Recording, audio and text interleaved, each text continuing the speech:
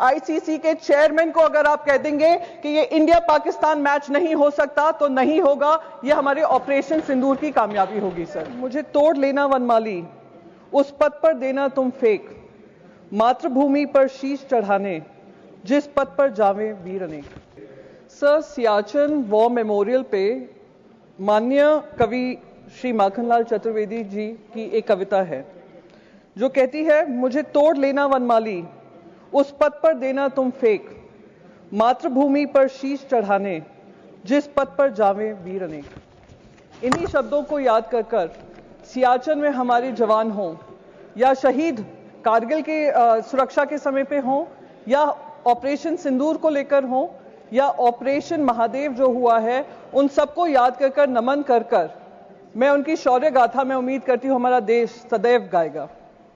साथ ही साथ मैं उन सारे परिवारजनों को श्रद्धांजलि व्यक्त करना चाहूंगी जिनकी जानें वो पहलगाम में गई, आतंकी हमले में गई, पाकिस्तान स्पॉन्सर्ड आतंकी हमले में गई, और वो अभी भी उम्मीद कर रहे हैं कि हर तरीके से ऑपरेशन सिंदूर, जो कल खुद प्रधानमंत्री जी ने कहा कि ऑपरेशन सिंदूर अभी भी जारी है, उस ऑपरेशन सिंदूर के तहत उनको हर पैमाने पे न्याय मिलेगा और नापाक हरकतें जो पाकिस्तान से होती हैं उसको खत्म करने का काम हमारी वीर सेना करेगी।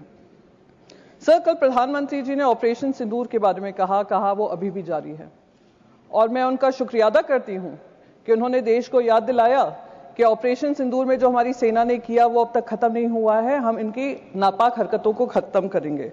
पर कुछ सुझाव मेरे भी हैं। जब पहलगाम हुआ था मेरे मन में भी बहुत सवाल थे। 2 हफ्ते पहले वहां पे गृह मंत्री जी गए थे और उन्होंने कहा था आतंकवाद को बिल्कुल समाप्त कर दिया है।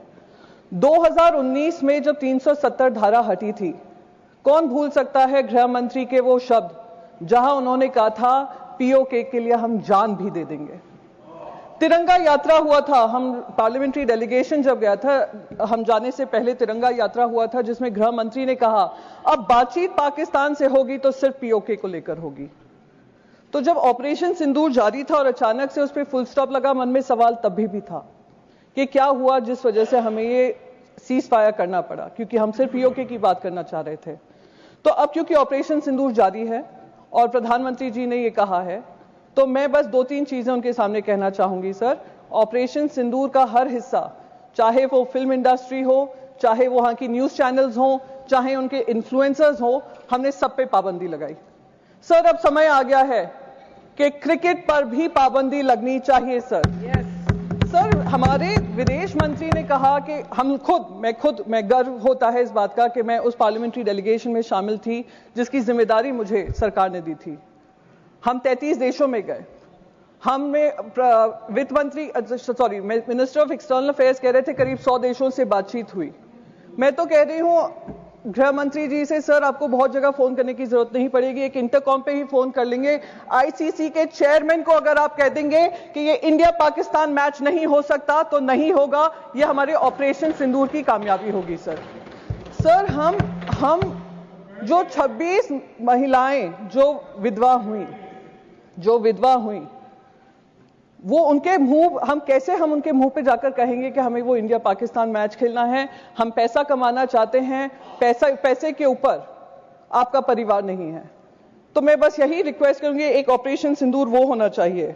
सर, ऑपरेशन सिंदूर में हमने पाकिस्तान को तो मुंह तोड़ जवाब दिया और उसका गर्व है, हम सबको गर्व है, विपक्ष को भी गर्व है क्योंकि विपक्ष आपके साथ खड़ा रहा। जिन लोगों को एंटी नेशनल कहा गया था 2014 से, उन्हीं ने देश का तिरंगा सबसे ऊपर लहराया विदेशों में जाकर। मेरे को उसका गर्व महसूस होता है। सर, पर जो हमारे यहां पर पहलगाम को लेकर इंटेलिजेंस फेलियर हुआ, उसकी जवाबदेही किसी ने ली?